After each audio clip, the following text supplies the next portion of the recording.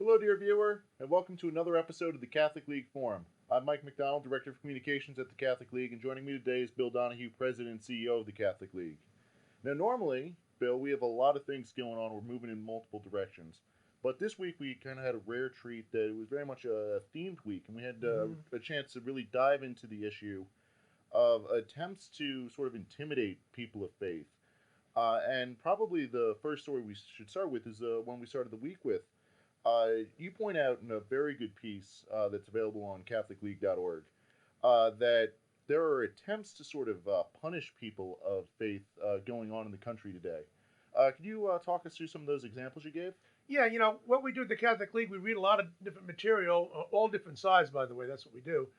And then once in a while, we'll say, wait a minute, there's a theme here. I'm not going to address one because that's anecdotal. But then you see a thread. There's a pattern here. And that's what we look at. We look for patterns.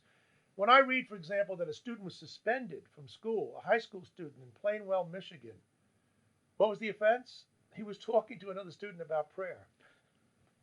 That was it. And I'm not certain whether they actually did engage in prayer or not.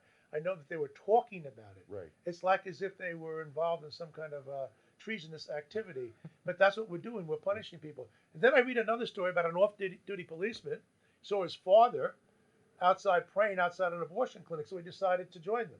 Now, he was in uniform. He put his coat around it to try and hide it, but he was off-duty. Right. And they went after him on that. So then you have football coaches want to have a prayer, after the game, and they why are people so afraid of prayer? That's what we're interested in here. I call it the prayer scare. And I offered an interesting anecdote from my own life. In June of 1978, here in New York City, I was going for my PhD dissertation at NYU on the ACLU, and I introduced the founder of the ACLU, Roger Baldwin, down on Hudson Street in New York. Man was pretty far on the radical side, of course, but I said he was a total gentleman to me. And by the way, he wasn't as radical in '78 as this organization that he founded had already become. He was shocked to find out that they were in favor of street legalization of prostitution. I said, no, the organization you founded has gone that far, drugs and everything else, child pornography, etc. He did raise an objection. I said to him, listen, Mr. Baldwin, I know, you're an atheist, etc. That's fine, but you're against students praying in the school. Now, I'm not talking about teacher-led prayer. I'm not even talking about student-led prayer. I'm talking about whose rights are being infringed upon, I asked him. If a student voluntarily sits in his desk and he makes a prayer.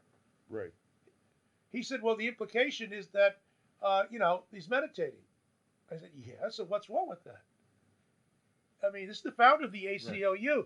He says, well, the implication is they're meditating about God and the hereafter. I said, what if they are? What if they're meditating about popcorn, is what I literally said to him.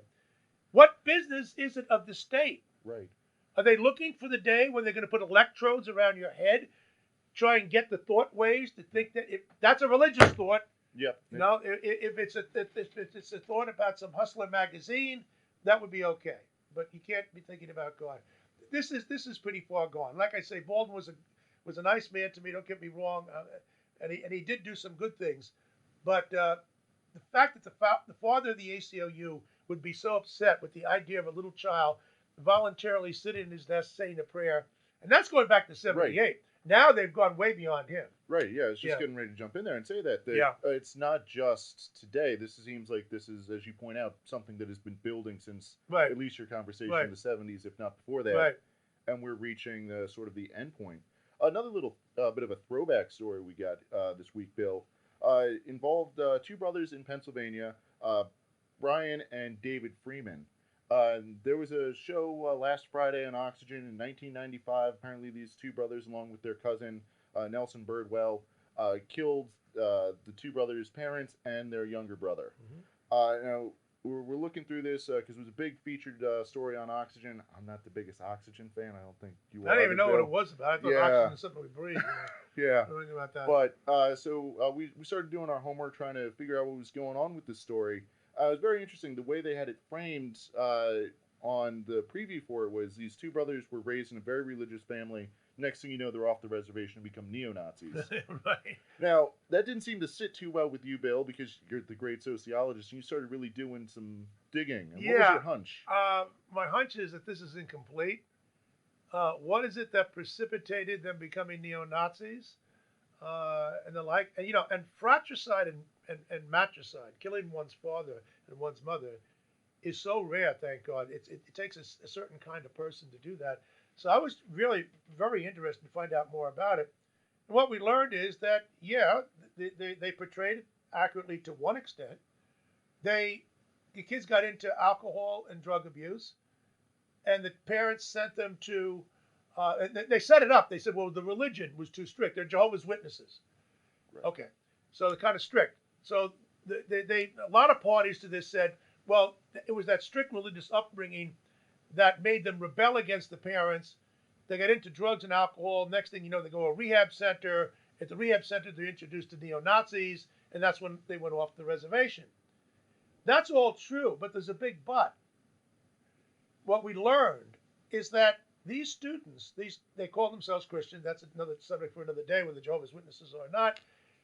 These students were dressed in a tie and a suit. They didn't hang out with the kids. They're in their strict. Now, what happened is other students bullied them. That's what led them to rebel against their parents, which led to the substance abuse, which led to meeting the neo-Nazis, etc. And I'm saying is this: we are so attentive in the schools about gays being bullied, and I'm all against bullying from gays or anybody else. Don't make no mistake about it. Why is there, in this diversity training that teachers go through, why isn't there enough attention given to Christians who might be bullied? And in this particular instance, would things have been different had the teachers intervened against the people bullying these Jehovah's Witnesses? Would that have changed the future? I don't know. Nobody knows. But at the very least, they should have. And that was the story that the media overlooked, including Oxygen didn't punctuate it the way they should have. So people have to be on the alert. Christian kids are being bullied, as we found out, Catholics and evangelicals more so than mainline Protestants or the religiously unaffiliated. Right. Yeah. And again, that doesn't make big news. Right. And it's like you said, we're all against bullying, but no one seems to pay attention to bullying of Christian students, Catholic students, evangelicals. It's very disturbing. And probably speaking of another interesting, disturbing thing that's going on in the country today, you have to be living under a rock to miss out that the country is so terribly divided today. I wasn't around in the 60s, Bill. I think you were around back then. Things were pretty bad. I was around in the 18th century. Some people might think about that. But, so we're about to that level of division, would you say? Oh, this is the worst I've ever seen. Worst you've ever seen. So even worse than the 60s. But one of the things that we looked at this week was the differences between the 12 most religious states in the country and the 12 most secular states in the country, according to a Pew survey.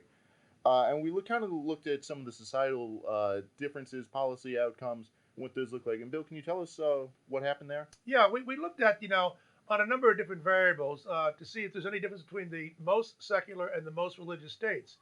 Now, when it comes to alcohol overdosing, deaths due to alcohol death, we didn't see much difference between the two. When we looked at the suicide rate, the ones who kill each other, the mortality rate, we didn't see much difference. But when it came to those states which passed religious liberty legislation, as you might expect, the religious states did, almost all of them, and almost none of the secular states did. Why does that matter? Well, when it comes to things like school choice, 12 out of 12 of the states which are scored religious, the most religious, had some kind of religious liberty statute in their state. I think one or two or three of the secular states did. Right. So it does matter there. And we also looked at another variable. What was that other one besides the religious liberty? Abortion. Yeah. Well, you would expect that the religious states might have a lower abortion rate than the secular states. And in fact, we found that to be true. That's because they had more restrictive laws. So what do we get out of this? Religious lawmakers can have an effect on having greater religious liberty statutes and tighter abortion restrictions, which will lead to less abortions and greater religious liberty in the form of school choice. They don't have much effect on the actual individual behavior of young people, when it comes to drugs and things of that nature, and suicide. Unfortunately, they can't control that. But the lawmakers do count when it comes to religious liberty legislation and abortion legislation. And on that alone, we obviously we felt affirmed that while they didn't make a difference in the individual behavior, they did make a difference in legislation. And we're talking about legislation dealing with abortion in particular. Yeah, that counts because we're talking about human beings here, Mike. Of course, as Right. you know, not statistics. Right. The protection for human life much better, and also that human life then gets the opportunity to go to better schools and fully Right. live their life by living out their religious Right. calling. So great all around. So good on those states. Now, dear viewer, if you are interested in this or any of the other stories we talked about this week, do check out our website, CatholicLeague.org. We'll have a link in the description below.